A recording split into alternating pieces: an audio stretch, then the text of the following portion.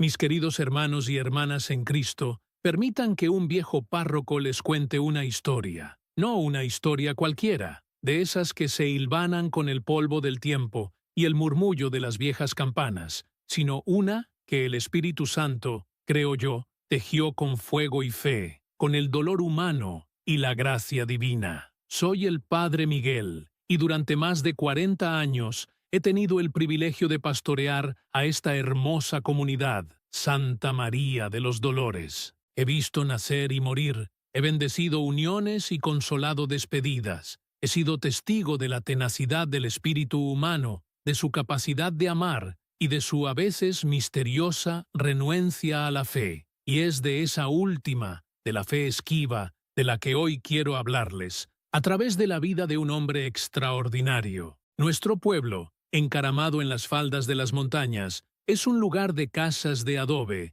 y techos de teja, donde el aroma a pan recién horneado se mezcla con el de la tierra mojada después de la lluvia. La vida aquí transcurre con la cadencia de las estaciones y el ritmo de las campanas de nuestra parroquia, que han marcado las horas y los días por más de 2 siglos. Es un sitio donde la fe, generalmente, echa raíces profundas, alimentada por la tradición y la interconexión de sus gentes. Pero incluso en este suelo fértil, a veces, el corazón de un hombre puede endurecerse y su fe puede marchitarse como una flor bajo el sol implacable del desierto. Así conocí a Santiago, el mejor bombero de nuestro pequeño pueblo, y no lo digo a la ligera. Era un hombre forjado a la imagen de los héroes antiguos, alto, fuerte, con manos callosas que contaban historias de rescates y una mirada penetrante, aunque a menudo velada por una sombra. Su uniforme, impecable siempre, parecía una segunda piel, y su sola presencia infundía una calma extraña en medio del caos. Todos en el pueblo lo respetaban, lo admiraban. Los niños lo veían como un gigante protector, y las madres suspiraban aliviadas cuando él llegaba a cualquier emergencia. Era el primero en responder al llamado de la sirena, el último en retirarse cuando las llamas por fin habían cedido. Santiago era, sin duda, un pilar de nuestra comunidad, un hombre de acción y de una valentía inquebrantable, que no dudaba en arriesgar su propia vida por la de los demás. Pero yo, mis queridos, yo conocía la procesión que llevaba por dentro. Había algo más allá de la capa de profesionalismo y la fachada de fortaleza. Era una procesión silenciosa, un cortejo fúnebre para una fe que alguna vez había sido vibrante, pero que ahora yacía inerte bajo una espesa capa de ceniza fría. Esa ceniza no era la de los fuegos que apagaba, sino la de uno muy particular, uno que había consumido no solo una casa, sino también una parte de su alma. Años atrás, en un incendio trágico que aún resonaba en la memoria colectiva del pueblo, Santiago no pudo salvar a una joven familia, un matrimonio joven y su pequeña hija. La ferocidad del fuego, la rapidez con la que devoró la precaria vivienda, la impotencia grabada en sus manos manchadas de hollín, fue demasiado para él. Había luchado con todas sus fuerzas, había ignorado el peligro, pero al final solo encontró el silencio y la desolación. Desde ese día funesto, el brillo en sus ojos se había extinguido, reemplazado por esa mirada distante que yo tanto lamentaba. Su risa, antes franca y contagiosa, se había vuelto rara, un eco distante de lo que fue. A pesar de su distancia espiritual, Santiago era un hombre de buen corazón y un vecino ejemplar. A menudo, después de misa, o cuando yo lo veía pasar por la plaza camino a la estación de bomberos, nos deteníamos a conversar. No era de esos que eludían al sacerdote, no. Me escuchaba con respeto, a veces con una inclinación de cabeza casi imperceptible, otras con un suspiro que delataba un cansancio que iba más allá del físico. Yo, con la paciencia que la vida y el sacerdocio me han enseñado, intentaba sembrar en su corazón alguna palabra de consuelo, alguna semilla de esperanza sobre la divina providencia, sobre el plan inescrutable de Dios que, incluso en la tragedia, puede encontrar un camino. Santiago, le decía, mientras caminábamos despacio por las calles empedradas bajo la sombra de los viejos fresnos. A veces, la vida nos golpea con fuerza, y es natural sentir que estamos solos, pero nunca lo estamos de verdad. Hay una mano que nos sostiene, incluso cuando no podemos verla. Él solía mirar al suelo, a los adoquines irregulares,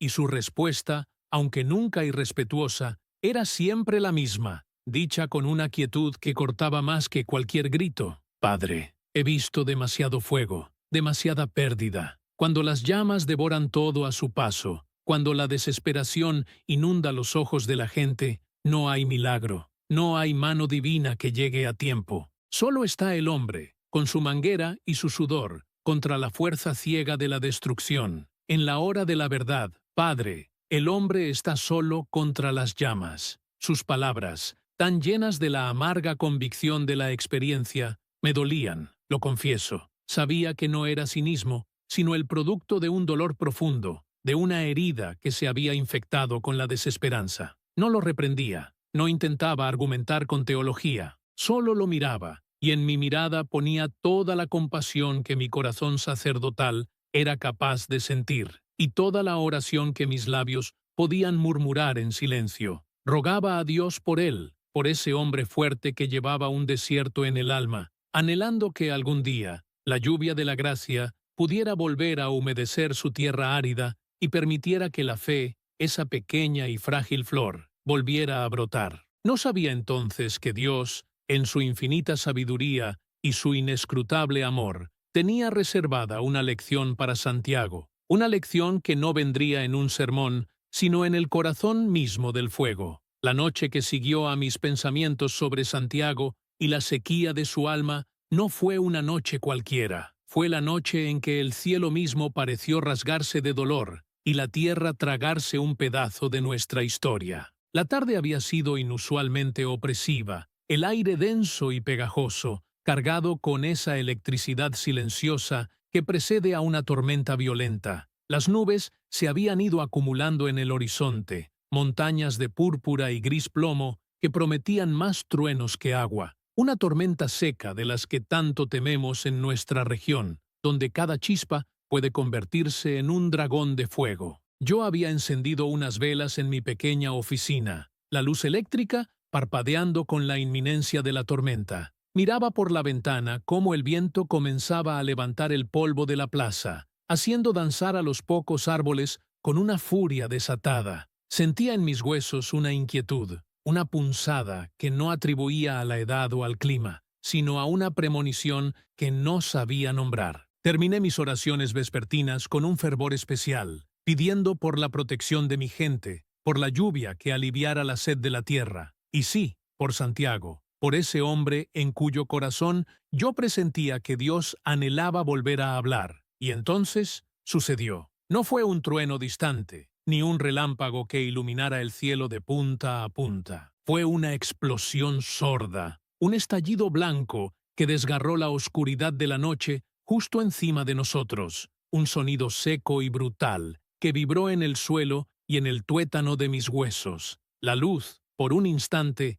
fue más brillante que 1000 soles, y el olor acre a ozono quemado llenó el aire. Mis ojos, aún deslumbrados, buscaron instintivamente la silueta de nuestra amada parroquia de Santa María de los Dolores, el corazón palpitante de nuestra comunidad por más de 200 años, y lo que vi me heló la sangre. Una columna de humo, delgada y negra, comenzaba a alzarse desde el campanario. En cuestión de segundos, la columna se engrosó, y una pequeña lengua de fuego, como un vástago de un ser infernal, lamió el pináculo de la torre. El rayo había caído allí, sin misericordia, sobre el punto más alto, el más sagrado, el que cada hora nos recordaba el paso del tiempo y la presencia de Dios. Salí corriendo de la casa parroquial, tropezando en la oscuridad, con el corazón apretado en el pecho, un grito silencioso atrapado en mi garganta. Ya los primeros vecinos, alertados por el estruendo y la ahora visible señal de la catástrofe, salían de sus casas, sus rostros iluminados por una luz rojiza que crecía con aterradora rapidez. El viento, que antes jugaba con el polvo, ahora se convirtió en un cómplice del fuego, avivando las brasas y empujando las llamas hacia el cuerpo principal de la iglesia. La madera antigua, curada por siglos de sol y oraciones, se comportó como una mecha seca. los cedros tallados, los robles de los bancos, las vigas maestras que habían sostenido generaciones de esperanzas y lamentos, todo se convirtió en combustible. El fuego rugía ahora, ya no una lengua solitaria, sino un monstruo hambriento que devoraba la estructura con una velocidad espantosa. Las tejas de barro volaban por los aires, incandescentes, y cada ventana se convirtió en una boca que exhalaba humo y fuego. El pueblo entero se congregó en la plaza, una marea de rostros consternados, iluminados por el infernal resplandor que proyectaba nuestra iglesia en llamas. Había madres aferrando a sus hijos, ancianos con las manos temblorosas y los ojos llenos de lágrimas, hombres que se quitaban los sombreros en señal de respeto y desesperación. Todos observaban impotentes, cada uno de ellos viendo quemarse no solo un edificio, sino pedazos de sus propias vidas, bautizos, bodas, funerales, misas de Navidad, confesiones íntimas, silencios compartidos. Se quemaba nuestra historia colectiva, nuestro refugio espiritual, el lugar donde habíamos encontrado consuelo y comunidad por más de 200 años. El calor era tan intenso que incluso a la distancia nos quemaba la piel, y el olor a humo y madera quemada, mezclado con el miedo de la multitud, era un sudor amargo en el aire. Mis propias oraciones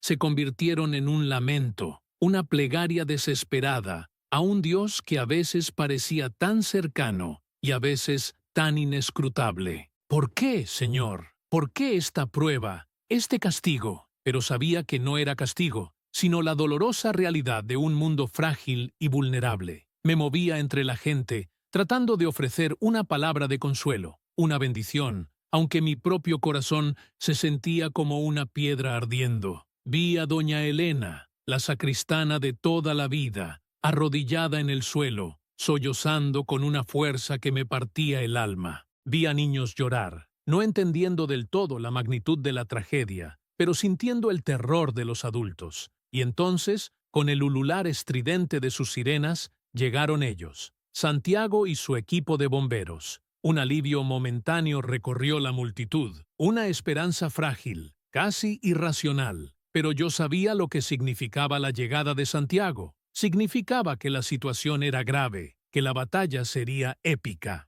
Lo vi descender del camión, su figura imponente envuelta en el pesado traje de bombero, el casco reluciente bajo la luz roja y naranja del incendio. Se movía con una eficiencia casi inhumana. Cada gesto, cada orden, precisa y contundente. Sus ojos, los mismos ojos que yo había visto tan vacíos de fe, ahora estaban enfocados con una intensidad feroz en el infierno que devoraba nuestra iglesia. No había pánico en su postura, no había duda. Era la encarnación del profesionalismo, del deber, de la disciplina forjada en innumerables batallas contra las llamas. Mangueras al frente, formación de contención, aseguren el perímetro. Su voz, a pesar del rugido del fuego, era clara, resonante, portadora de autoridad. Él era el líder, el estratega, el hombre que ponía su cuerpo y su mente entre la destrucción y lo poco que podía salvarse. Pero yo lo conocía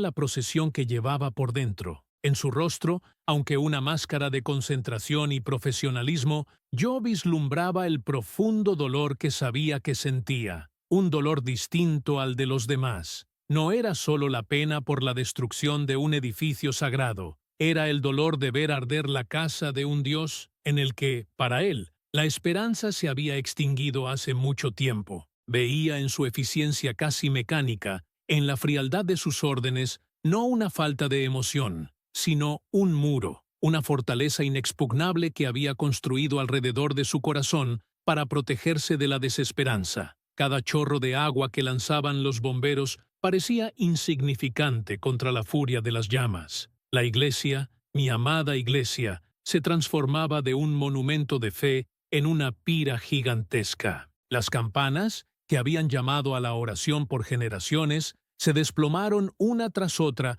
con un estruendo metálico que se sumó al coro de la destrucción. El techo de la nave principal, una obra de arte de carpintería colonial, comenzó a ceder, primero con crujidos ominosos, luego con un colapso parcial que envió una lluvia de brasas al cielo. Me aferré a mi crucifijo, mis labios moviéndose en súplicas silenciosas. Miraba a Santiago, moviéndose entre el humo y el fuego, una figura solitaria en su lucha. Parecía invencible, una máquina contra el infierno. Pero sabía que, por dentro, la misma desesperanza que lo había congelado en aquel incendio del pasado, la misma convicción de que el hombre está solo en la hora de la verdad, debía estar pesando sobre él. Él no veía la mano de Dios en la providencia, veía solo el azar, la fatalidad, la indiferencia del universo. Y ahora, esa fatalidad devoraba lo que para el pueblo era el mayor símbolo de la esperanza. El fuego seguía su danza macabra, una sinfonía de destrucción que parecía no tener fin. Las paredes laterales, engullidas por las llamas, empezaban a mostrar signos de inminente derrumbe. La belleza de la iglesia, sus altares, sus imágenes, sus confesionarios, todo se desvanecía en el humo. Mis ojos, llenos de lágrimas por el hollín y por la pena, se fijaron en Santiago una vez más, justo en el momento en que se daba la vuelta para mirar hacia el interior, hacia la nave principal. Su postura era la de un hombre que sabe que ha perdido la batalla, que no hay nada más que hacer que contener el desastre. Pero algo en su mirada, en la forma en que sus ojos parecían perforar el velo de humo y fuego, me dijo que su mente, su intuición de bombero, o quizás algo más profundo, y que él mismo no reconocía, todavía buscaba una rendija, una esperanza en el corazón mismo del infierno. La noche, que había empezado con un lamento celestial, se consumía ahora en el llanto de un pueblo y el furioso rugido de un fuego incontrolable. Y yo, el padre Miguel, solo podía mirar, rezar y esperar que en esa desolación Dios tuviera un plan, una lección aún más profunda que el fuego, reservada para el alma de Santiago. La destrucción era casi total, y la desesperación se cernía sobre todos nosotros como una mortaja de ceniza. ¿Qué podía quedar de fe en un lugar así? ¿Qué milagro podría brotar de estas ruinas? La noche, que había empezado con un lamento celestial, se consumía ahora en el llanto de un pueblo y el furioso rugido de un fuego incontrolable. Y yo, el padre Miguel, solo podía mirar, rezar y esperar que en esa desolación Dios tuviera un plan, una lección aún más profunda que el fuego, reservada para el alma de Santiago. La destrucción era casi total, y la desesperación se cernía sobre todos nosotros como una mortaja de ceniza. ¿Qué podía quedar de fe en un lugar así? ¿Qué milagro podría brotar de estas ruinas? Desde mi puesto, a una distancia que me permitía sentir el calor furioso sin sucumbir a él, observé a Santiago. Su figura, en medio del equipo de bomberos, se movía con una determinación que rayaba en lo imprudente. La nave principal, el corazón palpitante de nuestra iglesia por más de 200 años, era ahora una boca abierta al infierno. El techo, esa bóveda que por generaciones había acogido oraciones y cantos, se combaba y crujía con gemidos espantosos. Pequeñas lenguas de fuego se deslizaban por las tejas, mientras el humo denso, cargado con el olor acre de la madera carbonizada y el incienso quemado, ascendía al cielo nocturno como una oración funesta, una ofrenda amarga de nuestra pérdida. Los compañeros de Santiago, exhaustos y cubiertos de hollín, trabajaban sin cesar, intentando lo imposible, salvar lo que quedaba, contener la bestia. Pero la batalla estaba perdida, lo sabíamos todos. Podíamos ver cómo las vigas centenarias, aquellas que habían sostenido el peso de la historia y la fe de tantas almas, se entregaban lentamente a la voracidad de las llamas. Sus maderas, antes robustas, ahora quebradizas y candentes como brasas gigantes. Un colapso era inminente, no una posibilidad lejana, sino una certeza que pendía sobre nosotros como la espada de Damocles. Era un momento para la retirada, para aceptar la derrota y proteger las vidas que aún se podían salvar. Pero Santiago no era de los que se rendían así como así, ni de los que dejaban una tarea a medias, por más desesperada que fuera. Lo vi moverse con una celeridad que asombraba, sus ojos escudriñando entre las llamaradas danzantes, buscando. Su rostro, enmarcado por el casco y cubierto por el hollín, era una máscara de concentración y, me atrevería a decir, de un dolor mudo, casi ancestral. Él, el hombre de fe fría, se movía entre los restos de la casa de Dios, un templo que para él era poco más que un edificio antiguo, una parte de la historia del pueblo, sí, pero no un refugio de lo divino. Sin embargo, su instinto, su compromiso, o quizás una chispa inconsciente de lo que un día fue, lo impulsaba hacia el epicentro mismo del peligro, hacia el lugar más sagrado, y ahora el más amenazado, el sagrario. Mientras los demás retrocedían, aconsejados por la prudencia y la lógica que dictaba la inminente caída del techo, Santiago, con una determinación que desafiaba toda razón, se adentró una última vez. Su silueta se recortaba contra el fondo incandescente,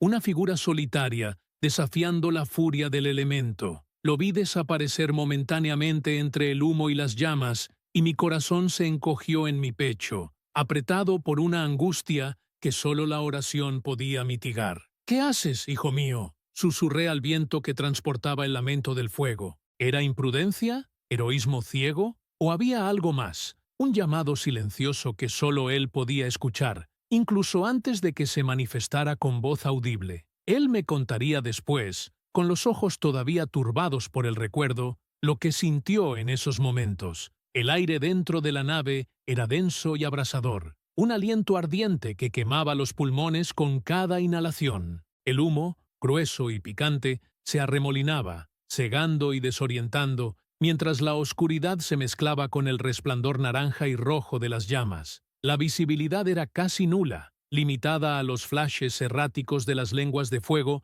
que lamían las paredes, revelando por instantes los restos calcinados de los bancos, las imágenes veneradas que ahora eran solo fantasmas de madera carbonizada. El ruido, ¡ay, el ruido! No era un simple estruendo, sino una sinfonía demoníaca, el coro del caos. El crepitar incesante del fuego, como mil lenguas sedientas lamiendo y devorando la madera, el crujir angustioso de las vigas, un lamento grave y prolongado que anunciaba su inevitable rendición, el estallido de los cristales, pulverizados por el calor o por el impacto de los escombros, el siseo del agua de las mangueras que caía sobre la superficie incandescente, creando nubes de vapor que se sumaban al caos visual. Era una cacofonía ensordecedora, un muro de sonido que ahogaba cualquier otro sentido, que opacaba el pensamiento y la razón, un verdadero infierno sonoro. Pero a pesar de la negrura,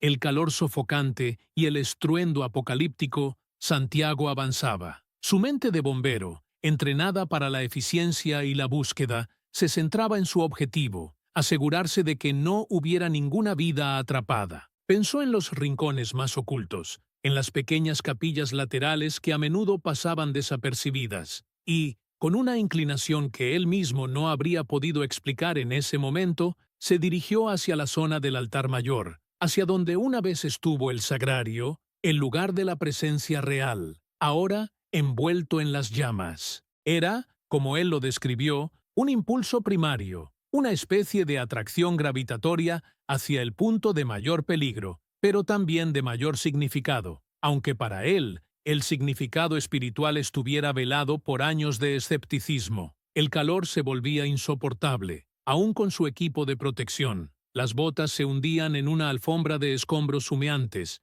y cada paso era una lucha. Podía sentir el temblor de la estructura bajo sus pies, un presagio ominoso del colapso final. Miró hacia arriba, hacia donde sabía que el techo se desprendía en fragmentos, y vio las vigas, enormes y antiguas, agrietadas y al rojo vivo, con el metal de las uniones retorcido y brillante como las entrañas de un volcán. Se estaba acabando el tiempo. Su entrenamiento le gritaba que saliera, que el riesgo era inasumible, que ya no había nada que hacer. Y fue entonces, en ese punto exacto, en el umbral del altar mayor, frente a donde el sagrario había sido antes, en medio de aquel infierno desatado y ensordecedor, que sucedió. Un silencio se hizo. No fue un silencio real, por supuesto. El fuego seguía rugiendo, las vigas crujiendo, los vidrios estallando, pero para Santiago, en su percepción más profunda, el mundo exterior pareció detenerse, y el inmenso ruido se convirtió en un zumbido distante, un mero telón de fondo. Y a través de ese velo de caos sonoro emergió una voz. No era un grito de pánico, ni el grito ronco de un compañero, ni el crepitar de su radio. Era una voz, serena, clara, poderosa. Una voz que no se esforzaba por ser oída, pero que penetraba el estruendo con una facilidad sobrenatural, como una aguja de plata atravesando la tela más gruesa. Resonó en el espacio ardiente, no con eco, sino con una presencia innegable, una certeza ineludible, y pronunció una sola palabra, su nombre, Santiago. El nombre vibró en el aire incandescente, no como una onda sonora que se propaga, sino como una verdad que se revela. No venía de arriba, ni de abajo, ni de los lados. No venía de la boca de nadie, venía de las propias llamas, de la danza furiosa y devoradora que envolvía el altar, del corazón mismo del fuego que había consumido nuestra iglesia. Santiago se detuvo en seco. Su cuerpo, entrenado para la acción, para la reacción instantánea ante el peligro, se congeló. Su mente, habituada a la lógica implacable de la física y la química del fuego, se negó a procesar lo que acababa de escuchar. Alucinaciones, el estrés, el calor, la falta de oxígeno. Intentó racionalizarlo, buscar una explicación terrenal. Llevó una mano a su radio, pensando que quizás había captado una interferencia, un nombre murmurado por alguna estación lejana. Nada. Miró a su alrededor, esperando ver a un compañero, a alguien, escondido entre el humo, que hubiera pronunciado su nombre. Pero estaba solo. Solo él, el fuego y aquella voz. El terror, un terror frío y visceral que nada tenía que ver con las llamas que lo rodeaban, lo invadió. No era el miedo a la muerte, un compañero familiar en su profesión, sino el miedo a lo inexplicable, a lo sagrado irrumpiendo en su mundo materialista. ¿Una voz saliendo de las llamas? Era imposible, absurdo, una locura. Pero la voz era real, tan real como el calor que le quemaba la piel, como el humo que le picaba los ojos, tan real como la inminente caída del techo. Se quedó allí, inmóvil, sus ojos fijos en el punto de donde había surgido aquella llamada, en el corazón ardiente del altar. Las llamas parecían danzar, con una nueva intensidad, como si fueran los labios que habían pronunciado su nombre, los mensajeros de una palabra que desafiaba toda razón. Su corazón latía con una fuerza desproporcionada, no por el esfuerzo físico, sino por la conmoción, por el asalto a su percepción de la realidad. Las palabras que le había dicho en incontables conversaciones sobre la providencia divina, sobre la presencia de Dios en nuestras vidas,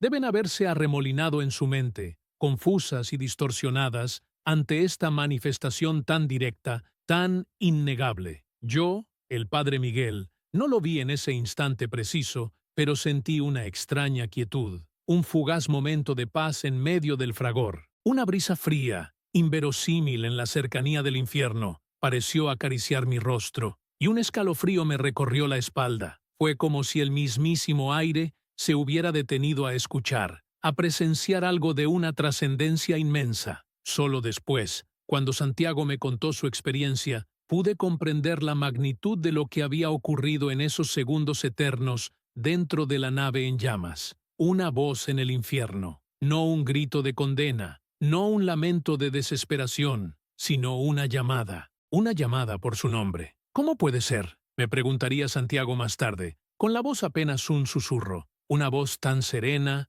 tan pacífica, viniendo de algo tan destructivo, tan infernal. Esa contradicción era la que más lo había sacudido, la que había comenzado a agrietar el muro de su incredulidad. No era la voz de un demonio, ni la de una ilusión. Era, como él mismo me confesó, la voz de algo divino. Una voz que llamaba por su nombre, en medio del fuego, no para juzgarlo, sino para recordarle que no estaba solo, que incluso en la desolación más absoluta había una presencia que conocía su nombre, que lo veía. Y esa fue la semilla del milagro, sembrada en el corazón de las llamas y en el alma helada de un hombre que había olvidado cómo creer. La voz, mis queridos hermanos, esa voz que Santiago escuchó, fue el punto de inflexión, no solo para él, sino para el cielo mismo que parecía haber contenido su aliento sobre nuestro pueblo. Se había anidado en el corazón mismo del fuego, en la vorágine de lo que el hombre llama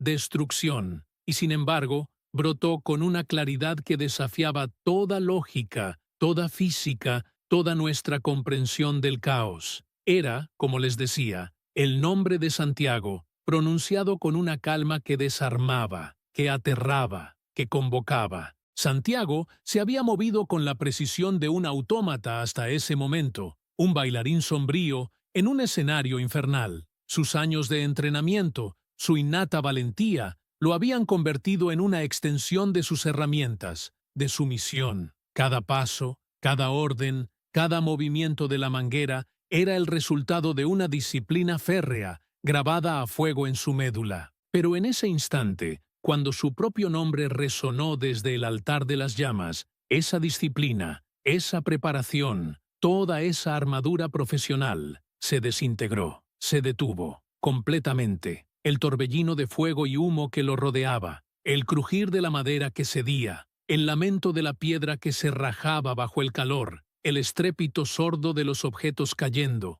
todo ello, para él, se volvió un eco distante, un telón de fondo para el silencio ensordecedor que se abrió en su interior. Sus pulmones dejaron de sentir la opresión del humo, sus oídos ya no registraron la cacofonía del infierno. El tiempo, ese tirano implacable que en un incendio se estira y se contrae a voluntad, pareció congelarse. Se detuvo, y con él el pulso febril de la parroquia agonizante. Imaginen, si pueden, mis queridos feligreses, el asombro. Este hombre, Santiago, cuya vida entera era sinónimo de acción, de movimiento, de respuesta inmediata ante el peligro, quedó petrificado. Sus ojos, antes escrutadores y alertas, se clavaron en el punto de donde había emanado la voz. Las llamas, que hasta un segundo antes eran un enemigo informe, un muro de furia anaranjada y negra, ahora parecían adquirir una dimensión casi personal. Danzaban, sí, pero ya no eran solo fuego, eran el velo, la cortina ardiente, detrás de la cual se ocultaba algo incomprensible, algo que lo había llamado por su nombre. ¿Qué terror es más profundo que aquel que desorienta,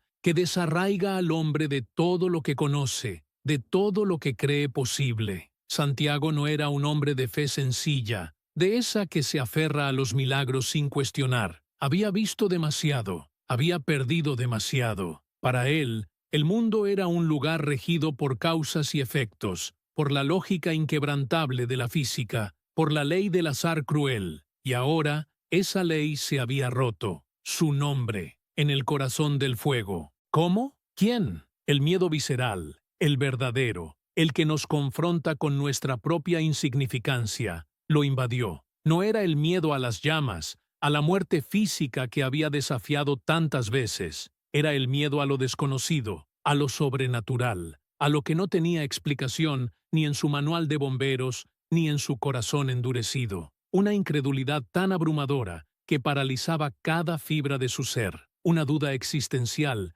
que lo dejaba flotando en un vacío terrible. La mente humana busca patrones, busca lógica, incluso en el caos. Pero aquí no había patrones, solo la mano visible, o invisible, de algo que desafiaba todo lo conocido. Y en ese instante de inmovilidad total, de suspensión entre el mundo que conocía y un umbral hacia lo incomprensible, sucedió. Justo frente a él, donde su instinto de bombero, su entrenamiento y su plan inicial lo habrían llevado a dar el siguiente paso, donde su cuerpo habría estado si no se hubiera detenido por esa voz. La calamidad se manifestó con una furia cegadora, con un crujido que pareció desgarrar el tejido del universo, una viga masiva, el hueso carbonizado de un árbol centenario que había sostenido el techo de nuestra nave principal por más de 200 años, cedió. No cayó lentamente, no se tambaleó con un aviso prolongado, se desplomó. Como un coloso herido,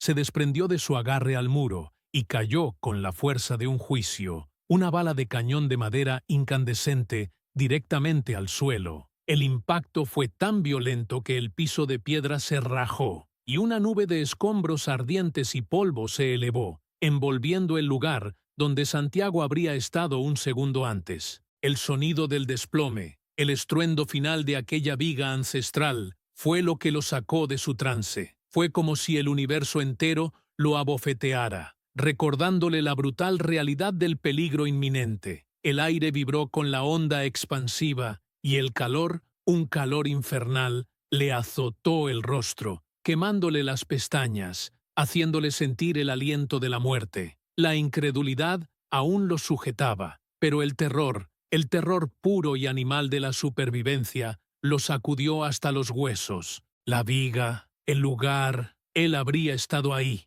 La certeza lo golpeó con la fuerza de un puño. Si no se hubiera detenido, si no hubiera escuchado esa voz, un escalofrío helado, que nada tenía que ver con el calor abrasador del infierno que lo rodeaba, le recorrió la espina dorsal. No era el frío del miedo, sino el frío de una revelación. Era el eco de la muerte evitada, el susurro del destino alterado. Mis queridos, en la vida hay momentos en que la mano de Dios se manifiesta con una claridad tan prístina que no deja lugar a la duda, aunque la razón se revuelva y patalee. Este fue uno de esos momentos para Santiago. Él sabía, en lo más profundo de su ser, que no había sido casualidad, no había sido suerte. La parálisis inicial dio paso a una descarga de adrenalina que lo hizo temblar, no de debilidad, sino de una energía renovada y sobrecogedora. Su mente, que antes había estado en blanco, ahora era un torbellino de imágenes. La viga, el desplome, la voz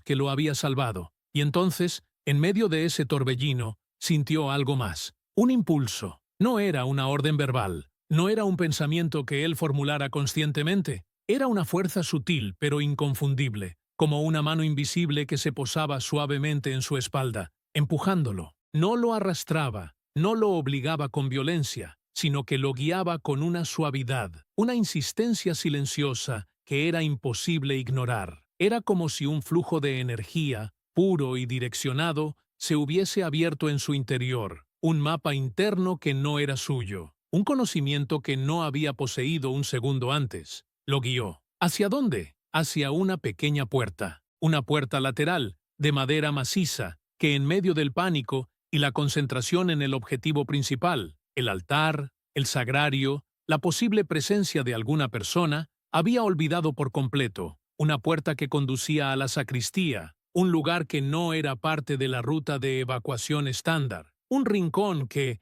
en el fragor de la batalla contra el fuego, se había borrado de su mapa mental. Pero ahora, esa puerta se iluminó en su conciencia, no con una luz física, sino con una certeza absoluta. La mano invisible lo empujaba hacia allá. La sacristía. ¿Por qué la sacristía? Su lógica de bombero gritaba que no había nada allí, que era un callejón sin salida, una trampa potencial. Pero la fuerza era más poderosa que su lógica. Era una persuasión que venía de un lugar que no conocía, una voz muda, que hablaba directamente a su alma, más allá del miedo, más allá de la razón. Dio un paso, luego otro. Su cuerpo se movía con una fluidez que no era suya, como si una corriente invisible lo arrastrara suavemente hacia ese destino inesperado. Los músculos tensos por el miedo y la incredulidad ahora respondían a un mandato superior. Sus botas de seguridad se movían sobre los escombros calientes,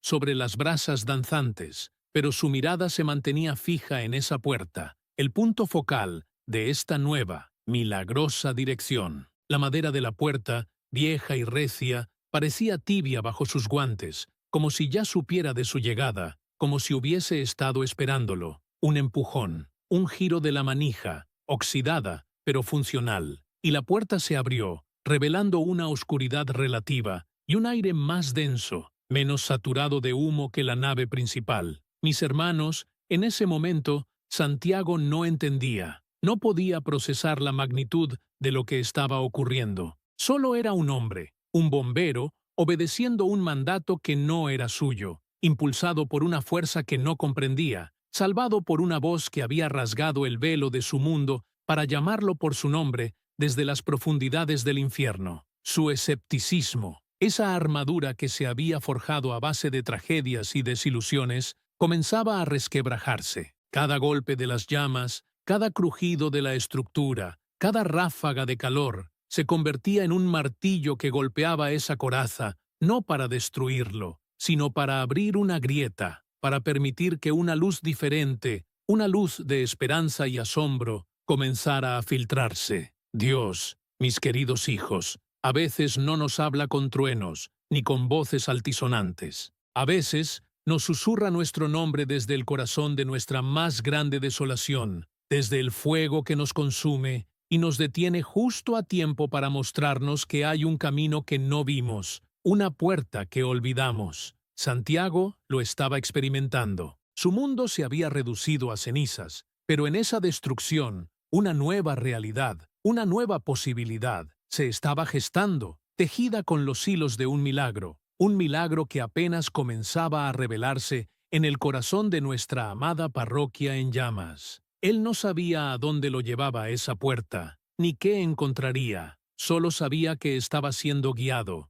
y que esa guía era tan real como el fuego que rugía a sus espaldas. Su corazón, que había estado frío por tanto tiempo, comenzaba a sentir una punzada extraña, una mezcla de terror y una incipiente, temblorosa esperanza. El bombero, acostumbrado a controlar el fuego, ahora estaba a merced de una fuerza que lo controlaba a él, y por primera vez en mucho tiempo no se sentía solo. Ah, hermanos y hermanas en Cristo, permitan que mi mente anciana y mi corazón, testigo de tantas historias tejidas entre lo humano y lo divino, les guíen de nuevo a aquella noche de fuego y asombro. Habíamos dejado a Santiago en la boca del lobo, en el umbral de una pequeña puerta lateral que, en el fragor de la batalla contra las llamas, había permanecido oculta a sus ojos entrenados. Un impulso, ajeno a toda lógica y a todo instinto de bombero, lo había empujado hacia ella. Un impulso que no era el miedo que paraliza, sino una fuerza que guiaba, una dirección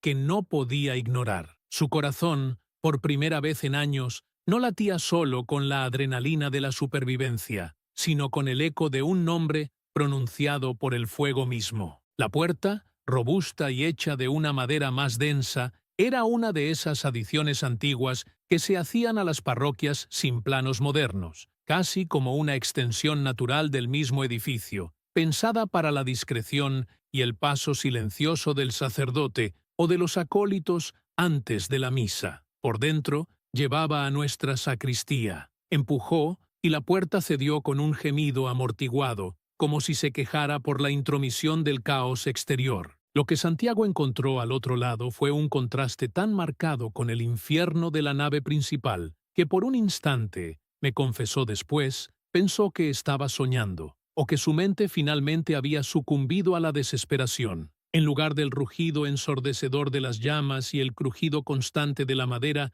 que se desintegraba, el silencio era casi absoluto. Solo un murmullo lejano de lo que pasaba fuera, un eco distante de la batalla, se filtraba a través de los muros increíblemente gruesos de adobe que, a lo largo de 2 siglos, habían servido de escudo protector a este pequeño santuario interior. La sacristía, un lugar que conozco como la palma de mi mano, donde he vestido mis casullas innumerables veces, donde he meditado antes de cada sermón, donde el aroma a incienso, a cera vieja y a tela almidonada siempre ha sido una especie de bálsamo para el alma, estaba milagrosamente intacta. Apenas una leve capa de hollín cubría las superficies, y el calor sofocante del templo principal aquí se sentía como una brisa tibia y lejana. Las viejas cómodas de caoba donde guardábamos los ornamentos litúrgicos, el espejo biselado que reflejaba tantas caras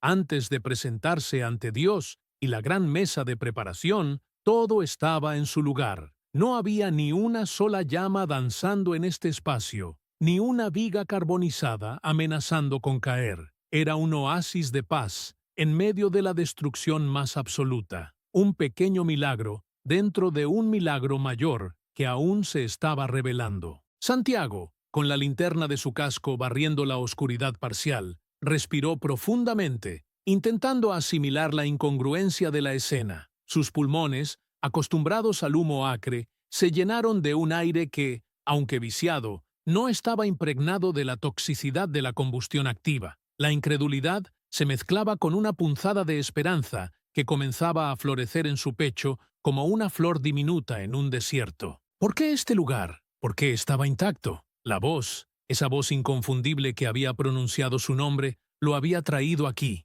¿Pero para qué? El impulso, esa fuerza que no era suya, no lo había abandonado. Lo seguía empujando, no con violencia, sino con una suave pero persistente presión hacia el rincón más alejado de la sacristía, justo debajo de la mesa de preparación donde solíamos colocar el cáliz y las patenas antes de la liturgia. Aquella mesa, de robusta madera de cedro, parecía aún más grande y protectora en la penumbra. Santiago avanzó con la cautela de un cazador, pero con la reverencia de quien pisa tierra sagrada. Su mirada, agudizada por años de buscar señales de vida entre los escombros, se fijó en una silueta acurrucada. Al principio, pensó que quizás era un montón de telas viejas, olvidadas allí, pero el impulso se hizo más fuerte, un murmullo en su alma que no dejaba lugar a dudas. Se arrodilló, el sonido de sus rodilleras golpeando el suelo resonando apenas en el pequeño espacio, y allí,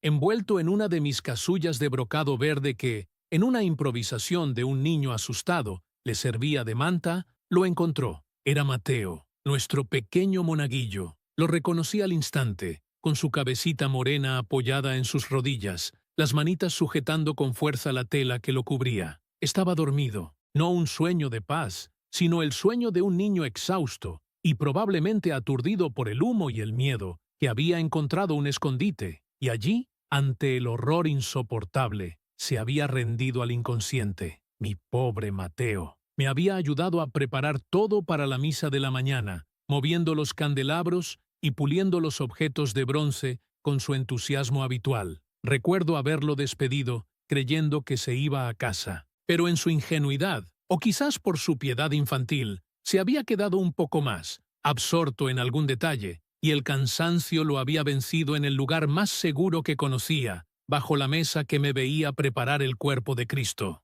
Santiago lo miró, y un torbellino de emociones lo invadió. La incredulidad se transformó en una abrumadora gratitud, el miedo en un asombro reverente. El niño estaba a salvo, respirando con la placidez que solo la inconsciencia puede otorgar en tales circunstancias. No había quemaduras, no había heridas visibles. Era un pequeño milagro viviente, con manos que, a pesar de su fuerza y experiencia, ahora temblaban con una emoción indescriptible. Santiago se acercó, lo levantó con una delicadeza que no se esperaría de un hombre de su tamaño y profesión, envolviéndolo aún más en la casulla protectora. El niño emitió un pequeño quejido al ser movido, pero no despertó por completo. Santiago lo sostuvo contra su pecho, sintiendo el débil pero constante latido del corazón del niño. En ese instante, con el pequeño cuerpo inerte en sus brazos, la verdad lo golpeó con la fuerza de un rayo, no de fuego, sino de luz. Él, Santiago, el bombero que se enorgullecía de su autosuficiencia y de la dura realidad de que el hombre está solo contra las llamas, no había encontrado a este niño por su pericia, ni por su búsqueda metódica. Él había sido guiado. La voz, la viga que cayó, el impulso persistente, todo había sido un camino, una señal clara. Su racionalidad, su ateísmo práctico, se desmoronaban como ceniza. Aún con Mateo en brazos, Santiago se giró hacia la puerta por la que había entrado. El impulso no había cesado. Ahora era un empuje para salir, para llevar a salvo esa vida preciosa. Atravesó el umbral de regreso, y en el mismo instante en que el último de sus hombros abandonaba la protección de la sacristía y entraba de nuevo en la nave principal, el milagro se selló con un estruendo ensordecedor. La viga principal del techo, ya comprometida por el fuego y que había estado resistiendo tenazmente sobre esa zona específica, finalmente cedió. Con un gemido de la madera torturada y un rugido de fuego, se desplomó el resto del techo de la nave principal, llevando consigo muros y vigas en una lluvia de escombros ardientes. Si Santiago se hubiera demorado un segundo más, si hubiera dudado al oír la voz, si el impulso no lo hubiera guiado con esa precisión divina, tanto él como Mateo habrían sido aplastados bajo el peso de la iglesia que se venía abajo. Fue el tiempo más perfecto, la sincronización más asombrosa, una danza entre la destrucción y la salvación orquestada por una mano invisible. Cuando Santiago salió de entre las humeantes ruinas de lo que fue nuestra iglesia, con el monaguillo en sus brazos, el pueblo entero estalló en un grito de alivio y júbilo. Las sirenas de los camiones de bomberos, el siseo del agua, el llanto de la gente, todo se fusionó en un coro de celebración. Fue recibido como un héroe, levantado en hombros, aclamado. Los rostros de los padres de Mateo, que habían estado en un frenesí de desesperación, se iluminaron con una alegría incontenible al ver a su hijo, sano y salvo. Las lágrimas que antes eran de angustia, ahora eran de pura gratitud. Pero Santiago, en medio de la algarabía y las felicitaciones, no podía unirse por completo a la euforia. Su rostro, cubierto de hollín y sudor, no reflejaba el orgullo del héroe. Reflejaba una profunda conmoción, un asombro que iba más allá de la hazaña humana. Él sabía la verdad, una verdad que había sido susurrada por el fuego y confirmada por la viga que cayó, por el impulso que lo guió, por el niño que ahora apretaba contra su pecho. Él no había salvado a Mateo, no con su propia fuerza, no con su destreza. Algo, o alguien, los había salvado a ambos. En el corazón del infierno, en la noche más oscura de su fe, Dios le había llamado por su nombre, y al responder a esa llamada, había sido testigo y parte de un milagro que no solo había rescatado una vida, sino que había comenzado a reconstruir la suya, ladrillo a ladrillo, fe a fe, desde las cenizas de su propio desierto espiritual. La ceniza fría, que había cubierto su corazón durante tantos años, por fin, comenzaba a sentir el calor, un calor divino. El bombero, acostumbrado a apagar fuegos, había encontrado en el corazón de uno una llama que nunca antes había osado encender. La mañana que siguió a la noche en que el cielo lloró fuego fue un lienzo de grises y negros, empapado en el aroma penetrante del hollín y la desolación. La ceniza fría que, según mis cavilaciones la noche anterior, había comenzado a ceder en el corazón de Santiago, ahora cubría, implacable, las ruinas humeantes de mi querida parroquia. No era la misma ceniza. Una era el símbolo de una fe apagada, la otra, la triste evidencia de una devoción terrenal hecha añicos. Pero en medio de esa devastación, una promesa tibia comenzaba a abrirse paso, como una diminuta flor silvestre en un campo quemado. Me encontraba de pie, entre lo que quedaba de los muros, sintiendo el crujido de los escombros bajo mis pies. El campanario, que una vez se alzara orgulloso hacia el cielo, ahora yacía en pedazos, sus campanas mudas, sepultadas bajo la mampostería ennegrecida. El sol, aún bajo, proyectaba sombras largas y distorsionadas sobre el amasijo de madera carbonizada y piedra calcinada. Un silencio pesado flotaba en el aire, roto solo por el gemido ocasional del viento entre los restos y el lejano murmullo de los vecinos que se acercaban, algunos con lágrimas en los ojos, otros con miradas vacías de incredulidad. Nuestro hogar espiritual, el ancla de nuestra comunidad por más de 200 años, había sido devorado. Mi propio corazón era un torbellino de emociones. Dolor, sí, un dolor profundo y punzante por la pérdida de un lugar sagrado que había sido testigo de generaciones de bautizos, bodas y despedidas. Pero también, en lo más recóndito, una extraña sensación de asombro. Había visto a Santiago salir de entre las llamas con Mateo en sus brazos, una imagen grabada a fuego en mi memoria, y en sus ojos, en la forma en que el niño se aferraba a él, había algo más que el mero heroísmo. Había un eco de lo inexplicable, una chispa que la ceniza de su escepticismo no había logrado ahogar por completo. Estaba absorto en mis pensamientos, trazando con la punta de mi zapato un contorno imaginario donde una vez estuvo el altar, cuando sentí una presencia a mi lado. No tuve que voltear. Conocía los pasos de Santiago tan bien como los míos. Su andar era ahora más lento, menos elástico que la noche anterior, como si el cansancio no fuera solo físico, sino del alma misma. Cuando me giré, lo que vi en su rostro me detuvo el aliento. Ya no era la máscara de profesionalismo,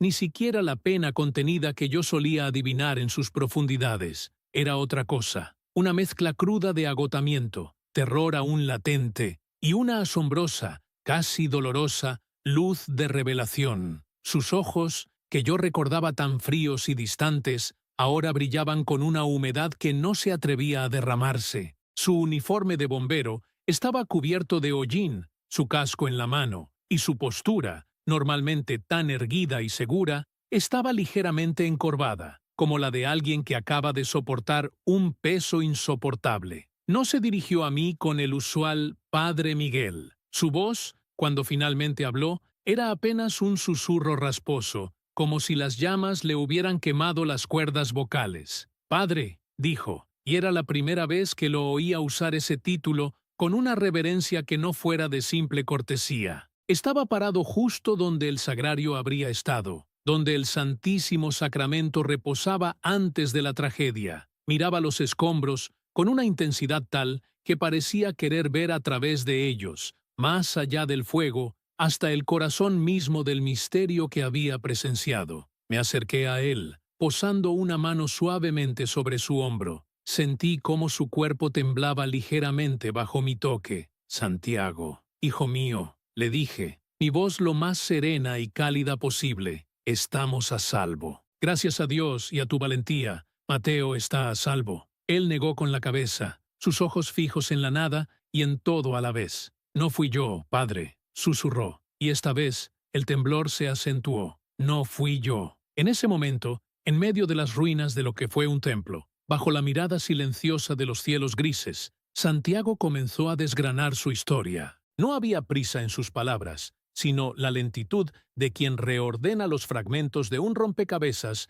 que ha cambiado para siempre su percepción de la realidad. Cada frase era una confesión, cada pausa un respiro hondo para asimilar la magnitud de lo que relataba. Cuando volví a entrar, comenzó, su voz apenas audible, «Era un infierno, padre, un infierno en la tierra. El ruido, el rugido del fuego, los crujidos. Uno se vuelve insensible a eso, se entrena para ignorarlo. Pero esta vez era distinto. Sentía que cada fibra de la iglesia gritaba de dolor. Sabía que el techo se vendría abajo en cualquier momento, pero tenía que asegurar la zona del sagrario. Había algo que me impulsaba a ir allí, a pesar del riesgo. Se detuvo, cerró los ojos por un instante, como si reviviera el horror, y luego los abrió de golpe, buscando mis ojos, buscando quizás una confirmación de que no estaba loco. Yo solo lo miré, mi rostro reflejando la escucha atenta de un pastor.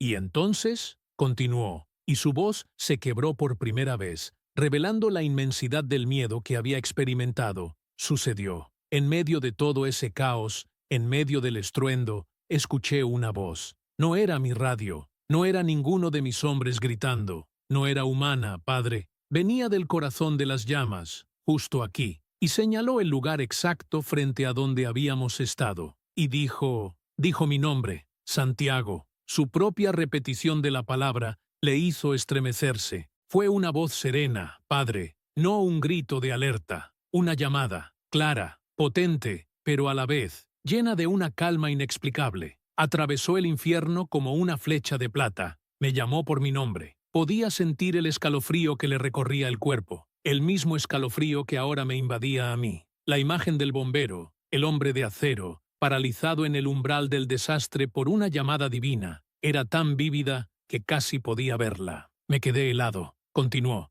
sus palabras casi ahogadas por la emoción. Paralizado, no podía moverme. Mi entrenamiento, mis instintos, todo se desvaneció. Solo podía mirar el fuego, y el fuego, padre, parecía danzar con esa voz, como si fuera su eco, su manifestación. El terror y la incredulidad me anularon. Y entonces relató lo que había ocurrido en ese instante suspendido en el tiempo. Y fue entonces, justo frente a mí, en el lugar exacto donde yo habría puesto el pie si hubiera seguido avanzando, una viga enorme, padre, negrísima, pesada, se desplomó. Justo ahí, un segundo más, un paso más, y habría sido mi tumba. Sus ojos se llenaron de lágrimas que finalmente comenzaron a desbordarse, surcando caminos limpios en el hollín de sus mejillas. Eran lágrimas de puro pavor, de asombro, de gratitud, lágrimas que habían estado contenidas por años. El impacto me sacudió, prosiguió, me sacó de esa parálisis,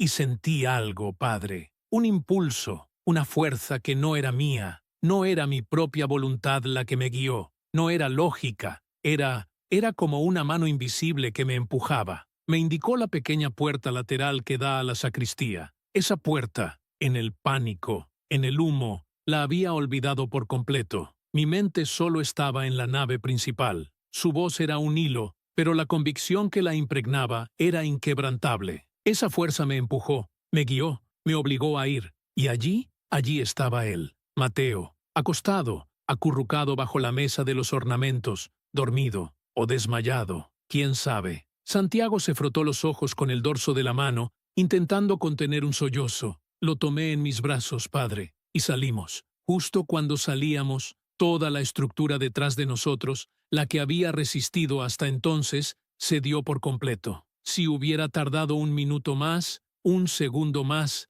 su voz se apagó, incapaz de contemplar el horror de ese sí. El silencio volvió a caer entre nosotros, pero esta vez era un silencio de profunda conmoción, un silencio sagrado. Yo sentía mi propio corazón encogido por la magnitud de lo que me había narrado, la historia de un milagro, no como una parábola, sino como un acontecimiento vivido, crudo, real. Santiago me miró, y en sus ojos vi la reconstrucción de un alma. La ceniza fría, de la que yo había hablado con tanto pesar, se había convertido en el abono para una nueva fe, una fe que había brotado de las brasas del infierno. Padre, dijo, su voz ahora más firme, aunque todavía quebrada por la emoción desatada, yo no encontré a ese niño, no con mi cabeza, no con mi fuerza, yo no lo salvé. Dios me lo puso en los brazos, me llamó por mi nombre, no para castigarme, no para abandonarme al fuego, sino para que yo viviera, para que Mateo viviera. Su mirada se elevó sobre las ruinas, hacia el cielo que antes había parecido tan indiferente. Me llamó, Padre, me llamó por mi nombre, para que yo volviera a creer. Las palabras de Santiago, sencillas en su formulación, pero abismales en su significado, se clavaron en mi espíritu como un rayo de luz en la oscuridad más densa. Era la confesión de un hombre que había visto la cara de la incredulidad durante años, que había cargado el peso de la culpa y la desesperanza, y que ahora, en el corazón de la destrucción, había encontrado una verdad innegable. Había sido testigo de la intervención divina, no como un espectador lejano, sino como el protagonista de un diálogo íntimo con el Creador. No había rastro de duda en su voz, solo una abrumadora certeza. No era una fe forzada, ni una obligación impuesta. Era la fe que nace del encuentro personal, de la experiencia tangible de lo inefable. Lo miré y vi en él al hombre nuevo que brotaba de las cenizas.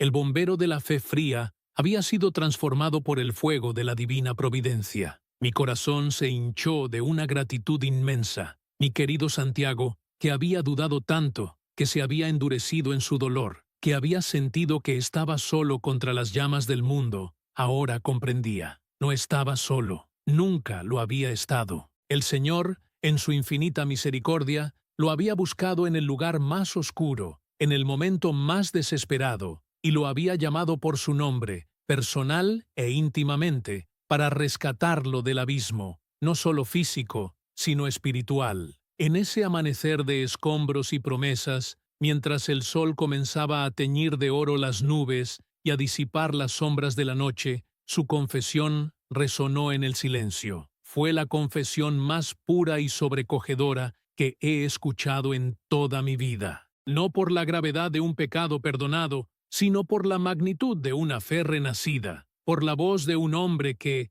tras años de oscuridad, había vuelto a ver la luz, y esa luz había sido un milagro que no solo había salvado 2 vidas de las garras del fuego, sino que había redimido un alma y había encendido una llama de esperanza en el corazón de un párroco que, en el fondo, también se preguntaba cómo reconstruiría su Grey de la ceniza. La respuesta había llegado, envuelta en hollín, de los labios de Santiago. La respuesta era la fe. Días después de aquella madrugada que aún olía a humo y a la vez a una extraña esperanza, la vida en nuestro pueblo, aunque marcada por la cicatriz humeante de la parroquia, comenzó a retomar un ritmo inusual. Los escombros no eran solo piedra y madera quemada, eran también el peso de nuestra historia, el lamento silencioso de generaciones. Expertos en patrimonio, voluntarios de la comunidad y yo mismo nos dimos a la ardua tarea de remover los restos, de rescatar lo que el fuego no había podido reclamar. Cada pieza de madera calcinada, cada trozo de vitral roto, era desenterrado con una reverencia que rozaba el dolor, pero también con una extraña expectativa, como si buscáramos algo más que reliquias materiales. En el fondo de nuestros corazones, algunos susurraban la palabra señal. El aire seguía denso con el olor a hollín y a metal retorcido, un perfume amargo que se había aferrado a nuestra memoria colectiva. Los rostros de los voluntarios estaban cubiertos de una capa fina de ceniza, pero sus ojos, a pesar del cansancio, brillaban con una determinación renovada. La historia de Santiago, la voz en las llamas, el monaguillo Mateo salvado, todo aquello se había propagado como la pólvora, transformando el luto en una especie de expectación contenida. La gente no solo venía a ayudar, venía a ser testigo, a sentir esa cercanía de lo divino que Santiago había descrito. Era una fuerza silenciosa que nos unía, una promesa tácita de que el Señor no nos había abandonado. Yo, con las manos enfundadas en gruesos guantes y el alma atenta, supervisaba la zona más sagrada y, por ende, la más devastada, el presbiterio, donde se alzaba nuestro altar mayor, ahora una masa irreconocible de ceniza y ruina. Era el epicentro de la tragedia, sí, pero también, y esta idea se había enraizado en mí desde la confesión de Santiago, el epicentro del milagro. Los hombres trabajaban con palas y picos, con cubetas llenas de restos que vaciaban cuidadosamente, mientras el sol de la mañana se filtraba por los agujeros del techo que antes había cubierto nuestras oraciones, creando un paisaje de sombras danzantes y polvo dorado. Fue entonces, una tarde en que el sol teñía de ocre los ladrillos quemados, que un grito ahogado resonó entre las ruinas. «Padre Miguel, padre, aquí hay algo». El voluntario, un joven pescador de mirada seria llamado Luis, apuntaba con su pala a la pared, detrás de donde el altar mayor se erguía orgulloso. Me acerqué, el corazón latiéndome con una expectación que pocas veces había sentido. La pared de adobe, que había protegido en parte la sacristía y había servido de fondo al retablo principal, estaba completamente desnuda, negra por el hollín y marcada por las mordeduras feroces de las llamas. Trozos de mampostería se habían desprendido, revelando una cruda superficie de tierra cocida. Todo era carbón y ceniza, un lienzo de destrucción que proclamaba la victoria del fuego. Todo, excepto una pequeña sección, un círculo casi perfecto, de aproximadamente 1 metro de diámetro. Allí, adherido a la pared, pendía algo que desafiaba toda lógica, toda ley natural que yo conociera. Era un antiguo retablo de madera, no el principal, sino uno menor, que representaba a San Santiago apóstol a caballo, con su espada levantada, conquistador y peregrino. Había estado colgado allí por generaciones, un objeto de devoción discreta, a menudo ensombrecido por el gran altar, y allí estaba. Mis ojos se nublaron, y tuve que parpadear varias veces, creyendo que la visión me engañaba por el cansancio y el polvo. Pero no, el fuego lo había rodeado, sin duda. Las llamas, como lenguas voraces, habían lamido cada centímetro del muro a su alrededor, dejando una estela de devastación ininterrumpida. Se veían las marcas de la furia ígnea en la pared, un negro intenso, como si la noche misma se hubiera solidificado allí, abrazando el vacío que dejó el gran altar. Pero la imagen del santo a caballo estaba intacta. Ni una sola marca de hollín cubría su rostro de madera tallada, ni una burbuja había alterado la pintura desgastada por los años,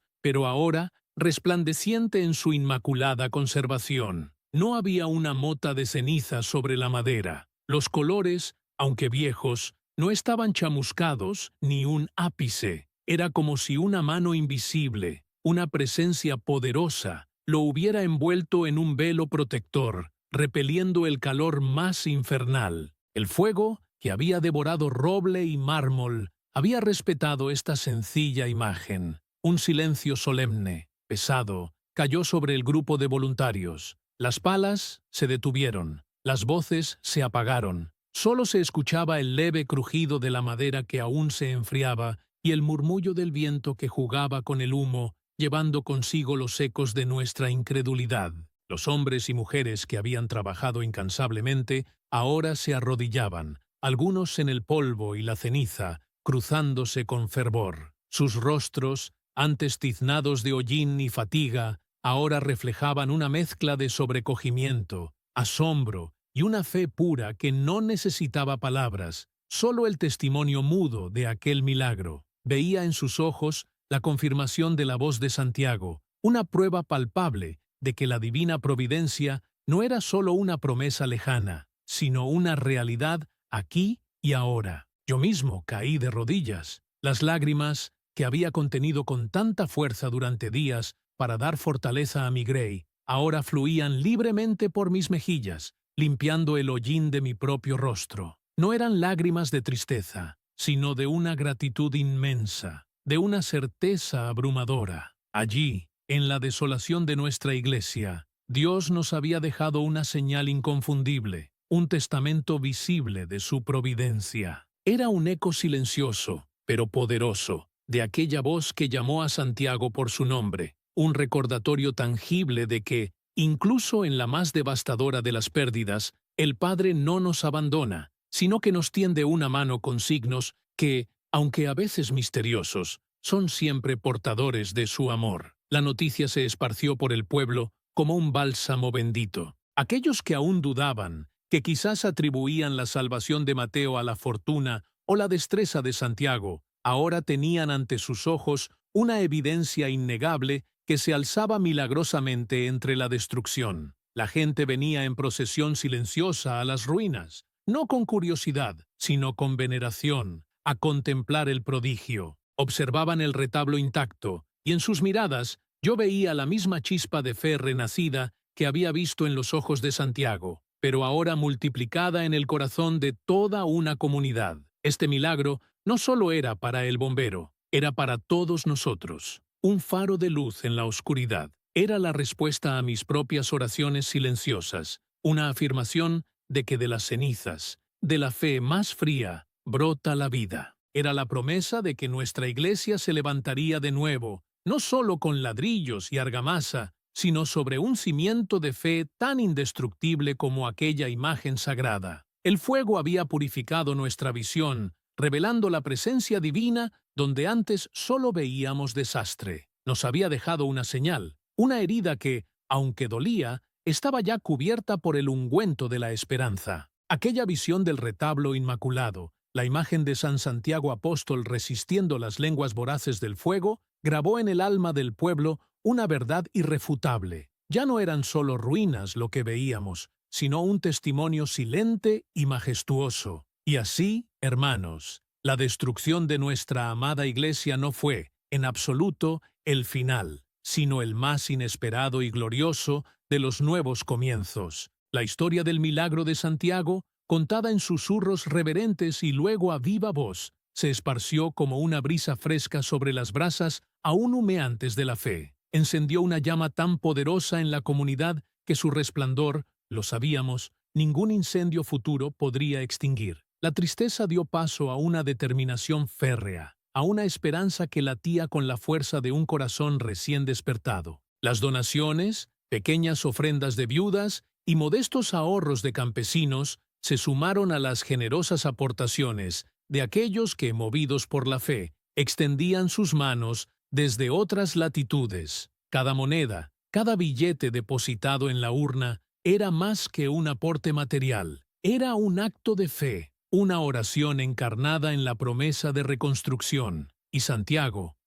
Santiago, verlo en aquellos días era presenciar la gracia de Dios obrando en un alma redimida. Aquel bombero, antes ensombrecido por la ceniza de una fe fría y rota, era ahora un hombre transformado. De su ser irradiaba una paz que no era de este mundo, una serenidad nacida de la certeza de haber sido tocado por lo divino. Su liderazgo en la reconstrucción no fue una tarea impuesta, sino un llamado del corazón. Con sus manos fuertes y su voz ahora llena de una autoridad que nacía de la humildad, coordinó a los voluntarios. Daba instrucciones sobre cómo remover escombros, cómo levantar nuevos muros, pero en cada gesto, en cada mirada, había un sermón silencioso, el de un hombre que había visto el infierno y había oído a Dios llamarlo por su nombre. Reconstruimos nuestra iglesia, sí, ladrillo a ladrillo, viga a viga. Las manos de carpinteros, albañiles y hasta de los niños que acarreaban pequeñas piedras se unieron en un ballet de fe. Pero no solo la levantamos con argamasa y madera nueva, la edificamos, sobre todo, con el testimonio viviente de una intervención divina. Cada muro que subía, cada campana que se colgaba,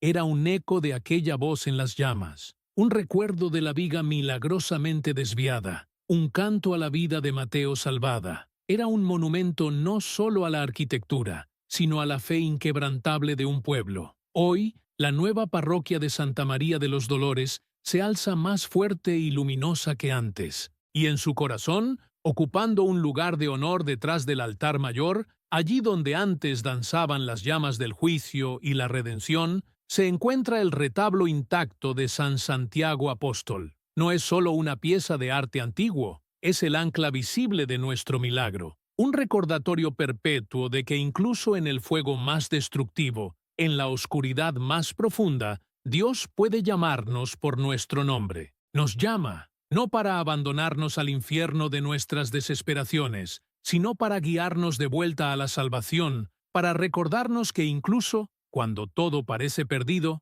Él está allí, susurrando nuestro nombre, extendiendo una mano, invitándonos a creer de nuevo. La Iglesia, ahora, es un templo de fe viva, donde cada piedra cuenta la historia de un Dios que nos ama tanto que se inclina para hablar a un bombero, por su propio nombre, desde el corazón de las llamas.